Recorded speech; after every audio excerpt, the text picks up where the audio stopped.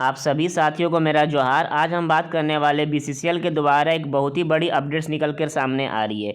जो भी वर्कर अभी जनरल मजदूर के पोस्ट में है और उनको अब ओवरमैन बनना है, वो इंतजार में थे कि कभी भी डिपार्टमेंटल प्रमोशन का नोटिस आएगा। तो वो डिपार्टमेंटल नोटिस प्रमोशन का आ चुका है। तो पूरे वीडियो को शुरू से लेकर अंत तक देखिए, मैं समझाने वाला हूँ। साथ में ये भी आप सभी का जो फॉर्म है ओवरमैन बनने वाला, जो फॉर्म अप्लाई होगा वो कहाँ से मिलेगा, क्या क्या भरना है, क्या क्या समझना, हर एक बात को बताया हूँ।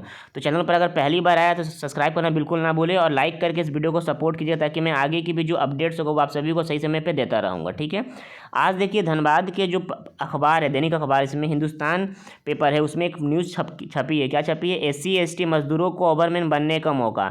लिखा हुआ है धनबाद विशेष संवाददाता, बीसीसीएल में SC ST वर्ग के कोयला कर्मी, मतलब जो भी जनरल मजदूर के पोस्ट में अभी कार्यरत है, जिनको जॉब मिला, फादर या मदर या किसी भी कारण से उनको जॉब मिला, उनके पास डिप्लोमा का सर्टिफिकेट है और उनके पास ओवरमैन सर्टिफिकेट भी आ चुका है, तो वो अब डिपार्टमेंटल प्रमोशन के द्वारा ओवरमैन के पोस्टेड पे जा सकते हैं।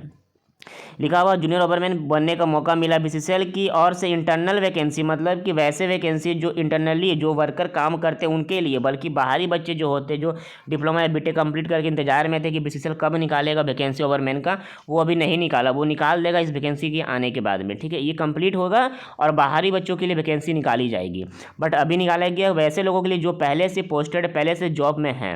लिखा बीसीसीएल में कार्यरत वैसे SC ST कर्मी जिनके पास माइनिंग इंजीनियर में डिप्लोमा, याद रखिएगा माइनिंग इंजीनियर डिप्लोमा मतलब कि 3 साल का डिप्लोमा, 2 साल का डिप्लोमा से बात नहीं चलेगा। बीसीसीएल में कार्यरत वैसे SC ST कर्मी जिनके पास माइनिंग इंजीनियरिंग में डिप्लोमा, ओवरमैन प्लस गैस टेस्टिंग तथा फर्स्ट एड का प्रमाण पत्र है, वे आवेदन कर सकते हैं। मतलब कि आपके पास जो भी ओवरमैन वैकेंसी के लिए एलिजिबल डॉक्यूमेंट्स होती है, वो सभी डॉक्यूमेंट्स आपसे मांगा गया है।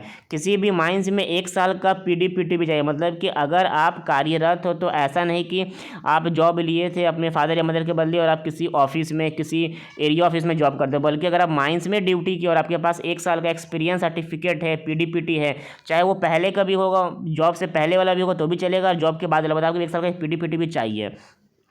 किसी भी माइंस में 1 साल का पोस्ट डिप्लोमा प्रैक्टिकल ट्रेनिंग का अनुभव भी चाहिए।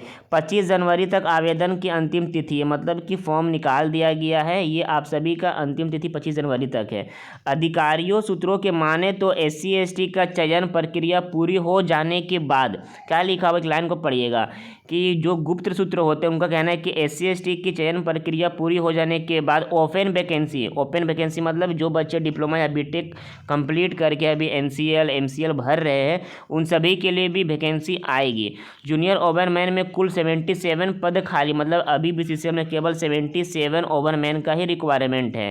बीसीसीएल में कार्यरत इतने कर्मी के पास माइनिंग इंजीनियरिंग में डिप्लोमा, ओवरमैन सर्टिफिकेट, प्रमाण पत्र नहीं। मतलब कि बीसीसीएल को मालूम है कि मेरे पास 77 में से 10-20 लोगों के ही पास सब चीज़ पेपर होगा और वही डिपार्टमेंटल प्रमोशन ले सकते हैं, बाद बाकी वैकेंसी मेरा खाली ही जाने वाला है। इसलिए इंटरनल वैकेंसी के बाद में जो पद खाली रह जाएंगे उन्हें ओपन वैकेंसी के माध्यम से भरा जाएगा। मतलब कि 77 पोस्ट जिस पर मैं पहले भी वीडियो बना चुका हूँ, उसका भी वीडियो अपलोडेड है, उसका लिंक डिस्क्रिप्शन में दे देता हूँ, पढ़ लीजिएगा कि वो उस पेपर में क्या क्या लिखा हुआ था, उसको भी जानना जरूरी है आपके लिए। ठीक है, तो 77 पोस्ट के लिए के बाद में इसमें जो भी सीट बच जाएगी और साथ में कुछ एक्स्ट्रा सीट भी आने की संभावना है, ये मालूम चलेगा जब नोटिस आएगा तो। ठीक है, तो उस समय में भी वैकेंसी बहुत जल्द आने वाली, मतलब लगभग फरवरी मार्च के बाद में बाहरी बच्चों के लिए वैकेंसी आएगा। अब हम आ जाते हैं नोटिस के ऊपर में कि नोटिस में क्या क्या लिखा हुआ है और किस तरह से फॉर्म को भरना है। उस नोटिस को मैं अपने टेलीग्राम ग्रुप में शेयर कर देता हूँ। टेलीग्राम ग्रुप का लिंक डिस्क्रिप्शन में है, अगर आपने अभी तक नहीं ज्वाइन किया तो ज्वाइन कीजिएगा, ताकि वो नोटिस भी आपको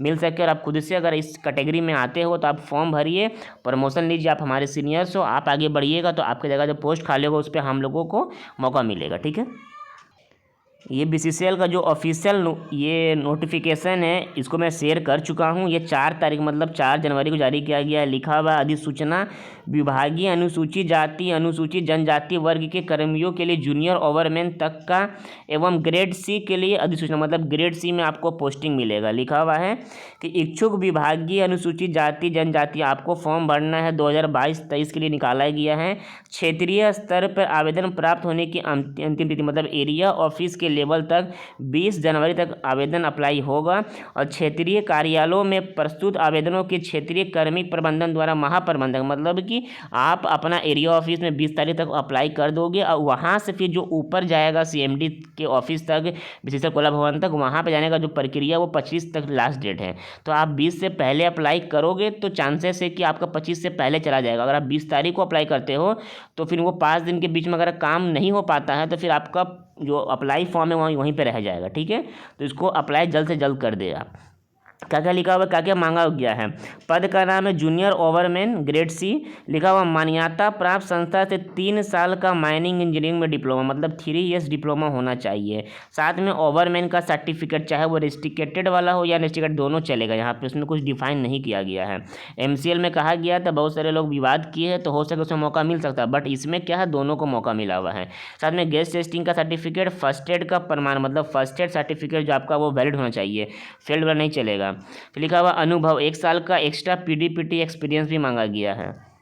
इसमें किसी भी तरह का आपका परीक्षा नहीं होगा, बल्कि ये देखा जाएगा कि कितने दिनों से आप पोस्टेड हो, उसके बाद में आपको प्रमोशन दे कि ना दे, ये सब वो चयन प्रक्रिया में होगा। इसका एग्ज़ाम नहीं होने वाला है, जैसे कि हुआ था ना कुछ दिन पहले आप सभी का डिपार्टमेंटल एग्जाम हुआ था क्लर्क लेवल पर, बट इसका एग्ज़ाम नहीं होगा, इसका केवल चयन किया जाएगा बिना एग्ज़ाम का। ठीक है, और जो भी लोग अप्लाई करेंगे जिनके पास होगा वो 100% श्योर है कि मिल जाएगा, क्योंकि BCCL को ऐसा लगता है कि 77 पोस्ट जो निकाला गया उसमें उतने लोग है ही नहीं, और रियलिटी में केवल 20 से 30 लोगों के पास ही सब चीज़ कंप्लीट होगा।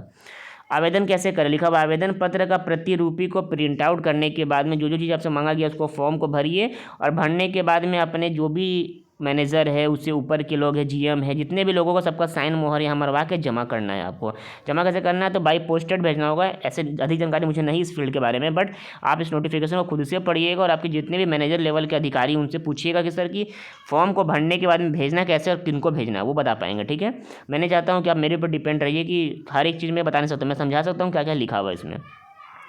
लिखा उक्त पदों पर चयन के संबंध में आवश्यक दिशा निर्देश जूनियर ओवरमैन ग्रेड C के कर्मियों के लिए है। केवल एक वह कर्मचारी आवेदन कर सकते हैं जिन्हें मूल प्रमाण पत्र प्राप्त हो चुका, मतलब कि आप अभी रेगुलाइज पीरियड में नहीं हो, बल्कि आप ड्यूटी कर रहे हो, 1 साल 2 साल 3 साल से अगर आप कार्यरत हो तो ही आपके लिए है। ठीक है, फिर लिखा हुआ आवेदन करने वाले कर्मचारियों के संबंध में यह स्पष्ट करना होगा कि उनका कार्यस्थल भूमिगत, अंडरग्राउंड या सरफेस है, मतलब कहाँ पे काम करते हो आपको बताना पड़ेगा कि सरफेस में हो कि अंडरग्राउंड में हो। चयन प्रक्रिया के दौरान या बाद में कभी भी यह पता चलता है कि यह जानकारी में आता है कि आवेदन द्वारा जानबूझकर किसी तथ्य को छुपाया गया, मतलब कि अगर आप फॉर्म भरते हो और आगे जाकर ये मालूम चलता है कि आपने फॉर्म में कुछ गलत जानबूझकर भरा है तो फॉर्म आपका रद्द हो जाएगा, यहाँ तक कि आपका नौकरी पर भी खतरा हो सकता है। इसलिए जो भरेगा सही से भरेगा। लिखा हुआ जाति प्रमाण पत्र जारी करने वाले अधिकारी SDO लेवल या फिर उससे ऊपरी हो जाए, मतलब कि CO लेवल का जाति प्रमाण पत्र नहीं चलेगा, या तो SDO लेवल का या फिर DC लेवल का या फिर उनसे ऊपर लेवल का चलेगा आपको। ठीक है, अब देखिए फॉर्म क्या है, तो देखिए सेकेंड पेज में फॉर्म लिखा हुआ, इसी को प्रिंट आउट करना है। ठीक है, यहाँ फ़ोटो चिपकवाना है आपको। लिखा हुआ मैं आपको अपना पूरा नाम लिखना है। फिर लिखा हुआ फर्स्ट नंबर में क्या है, आप खुद से भी पढ़ के समझ सकते हो। यहाँ पे लिखा हुआ आपको पूरा नाम लिखना है, आपको पिता का नाम लिखना, आपका जो भी पर्सनल नंबर है, कर्मी संख्या उसको लिखना, वेतन का पदनाम लिखना, क्या कैटेगरी पे अभी काम करते हो, वेतन का पद एवं कैटेगरी, गेट प्रवेश की तिथि, मतलब किस दिन उस कैटेगरी पे आपने एंट्री किया था, जन्म तिथि क्या है, फॉर्म B के अनुसार से आपका आधार कार्ड चलो नहीं चलेगा, बल्कि फॉर्म B में आपका क्या डेट ऑफ बर्थ वो चलेगा, नियुक्ति तिथि फॉर्म B के अनुसार किसी दिन आपका नियुक्ति हुआ, कार्य प्रकृति क्या है, कार्यस्थल क्या है, जो भी चीज़ आपसे मांगा गया इसको बेसिकली आपको भरना है। PDPT की अवधि एवं दस्तावेज, आपको PDPT आपने किया है तो कब किया, जॉब के बाद किया है तो वो डेट लिखिए, पेपर लगाइए, साथ में पहले किया तो वो लगाइए, जाति प्रमाण पत्र की संख्या क्या, जारी करने का तिथि क्या, सब चीज़ लिखना। फिर लिखा हुआ है कि शैक्षणिक एवं तकनीकी योग्यता, अगर आपने जो भी पढ़ाई किया, 10th किया, 12th किया, ग्रेजुएशन किया, BTech किया, जो भी किया उसको यहाँ लिखना है बेसिकली, कौन सा बोर्ड से किया, कौन सा कॉलेज से किया और कौन से वर्ष में आप पास आउट हुए हैं। ऐसा बिल्कुल भी नहीं दिखा दीजिएगा कि आप अभी काम कर रहे हो और काम से 2 साल पहले आप फिर भी काम कर रहे थे और कहीं ना कहीं पढ़ भी रहे थे। एक समय पर आपको एक काम करना था, तो रेगुलर कोर्स अगर आप पहले कंप्लीट कर चुके होंगे तो ठीक है, बाद बाकी नौकरी करते करते अगर आपने किया होगा तो फिर वो खतरा वाली बात है। फिर लिखा हुआ है क्या क्या साथ में लगाना है। देखिए ये सब जो चीज़ आपने भरोगे साथ में आपको कुछ पेपर भी अटैच करना होगा, डिप्लोमा सर्टिफिकेट अटैच करना होगा, ओवरमैनशिप सर्टिफिकेट अपलोड करना पड़ेगा, वेद गैस टेस्टिंग सर्टिफिकेट जीटी वाला, फर्स्ट एड वाला, जाति प्रमाण पत्र, ये सबको अटैच करके भेजना होगा। देखिए हाँ जितना भी लिखा हुआ ना मोहर सहित साइन, तो ये सभी जगह आपको साइन करवाना होगा। बल्कि आपका जितना भी आप डॉक्यूमेंट्स को अटैच करोगे उसमें खुद का भी साइन और साथ में जहाँ ड्यूटी करते हो वहाँ का भी साइन मोहर मरवा लीजिएगा। एक पत्र लिखिएगा अरेंज करके, क्योंकि आप जानते होंगे कि इससे पहले जितने भी सीनियर्स आपके डिपार्टमेंट में प्रमोशन से गए उनसे नॉलेज लीजिए, वो जिस तरह से बने हैं आज ओवरमैन उसी प्रकार से आपको बनना है। लिखा हुआ कार्मिक प्रबंधन के मोहर, मतलब कि जो भी आपके हेड है उनका साइन। फिर लिखा हुआ प्रबंधक नियंत्रण अधिकारी का भी साइन चाहिए। फिर लिखा हुआ है कार्मिक प्रबंधन के हस्ताक्षर क्षेत्रीय एरिया ऑफिस का मोहर सहित क्षेत्रीय मार्ग प्रबंधन का सभी का साइन मोहर मार के आप जमा कीजिए। और प्रयास कीजिए कि अगर मैं इस वीडियो को 6 तारीख को रिकॉर्ड कर रहा हूँ तो 15-16 तारीख तक सब काम को कंप्लीट करके आप अपना एरिया ऑफिस तक भेजिए। फिर वहाँ से धीरे धीरे करके ऊपर जाएगा और आपको डिपार्टमेंटल प्रमोशन मिल जाएगा। ठीक है, ये हो गया बात। अब देखिए जो भी बच्चे ऐसे हैं जो इस वीडियो को देख रहे थे वो इंतजार में थे कि उनका वैकेंसी कब आएगा, मतलब बाहरी बच्चों के लिए, तो उनका वैकेंसी कंप्लीट होने के बाद आएगा। लगभग उनका vacancy March two April month में आने की पूरी चांसेस है और पोस्टेड बहुत कम होगा। सरदार ओवरमैन जिस तरह भी निकाल रहा है NCL WCL ECL MCL उस तरह से नहीं निकालेगा BCL, मगर हाँ निकालेगा, बहुत कम पोस्ट में निकालने वाला है। तब तक के लिए जय हिंद जय भारत।